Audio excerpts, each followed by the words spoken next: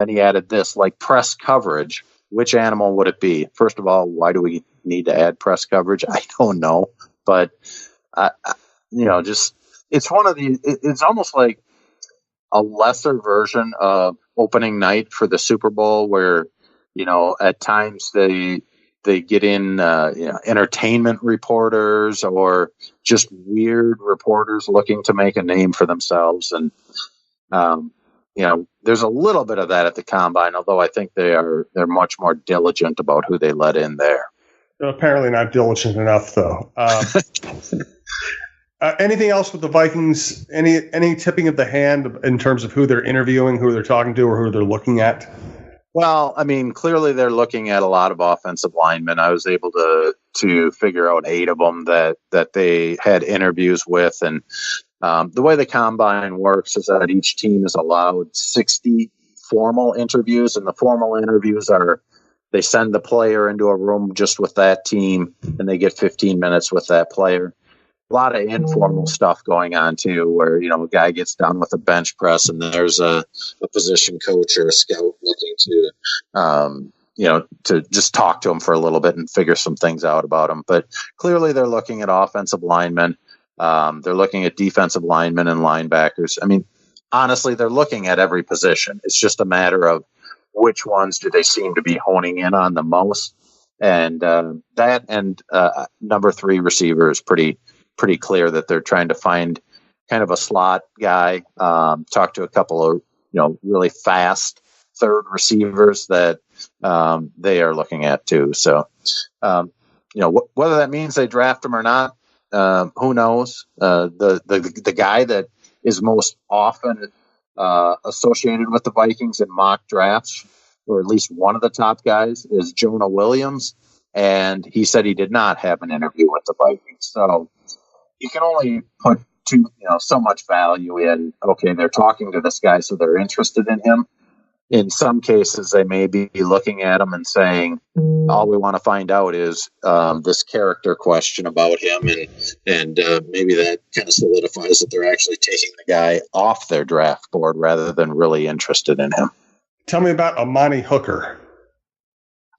This is a local guy who ended up going to Iowa, and I had read a story in prepping for it that he was a little bit wasn't real thrilled that the Gophers didn't come after him until Iowa got involved, and so I asked him about that, and he did say he was a little put off by that, but it's certainly not going to.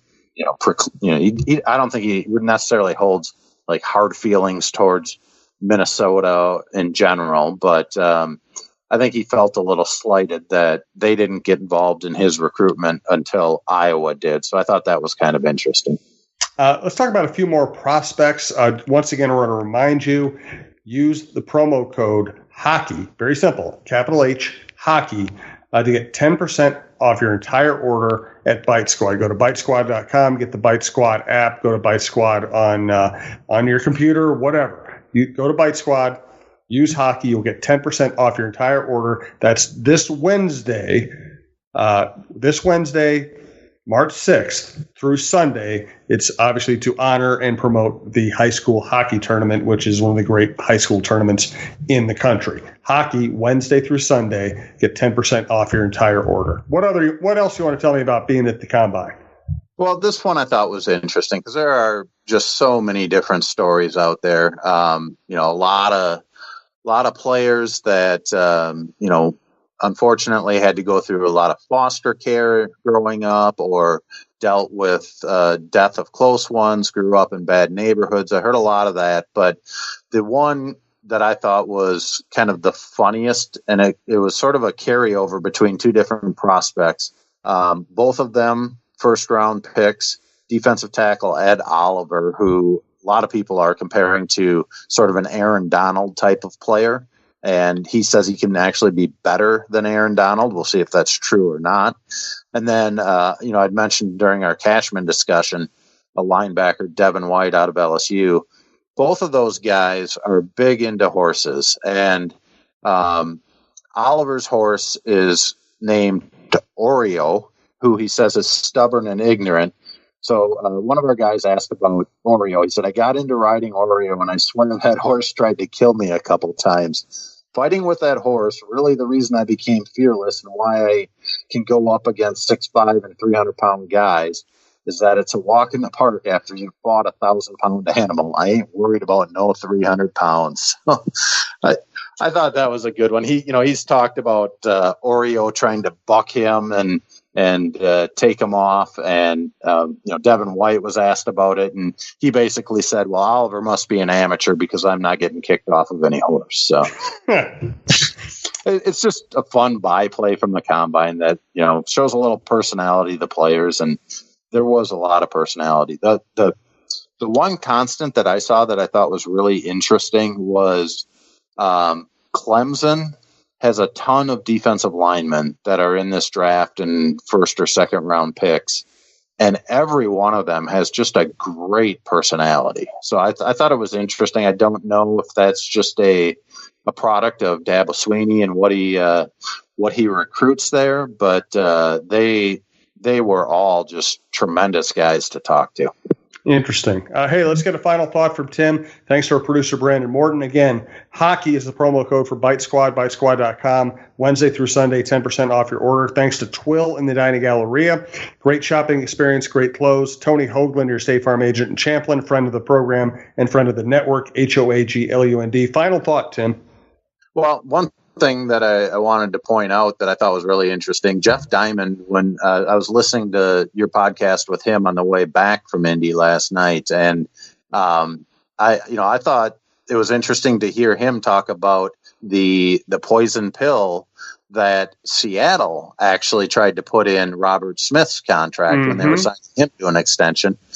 Either I didn't know that or I'd forgotten about it, so I'd encourage people to listen to that. And then just, we got we're really making a quick pivot here, like a lot of the teams are, from talking about draft to free agency, which will be the negotiating window starting next week. So we'll have to see. I don't expect the Vikings are going to be super active early in free agency. I could see them perhaps signing an offensive lineman if they can clear the cap space.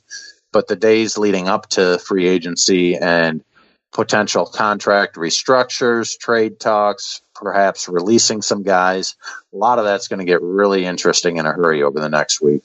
Lucky for us, we do a show year-round because the NFL and the Vikings are never not interesting. Great stuff from Tim. As always, we'll be back next week. Also, check out the Jeff Diamond Show and all of our shows. Also, we upgraded the website. Check out talknorth.com to find out all our shows, and we do appreciate our listeners and our sponsors. We'll be back next week.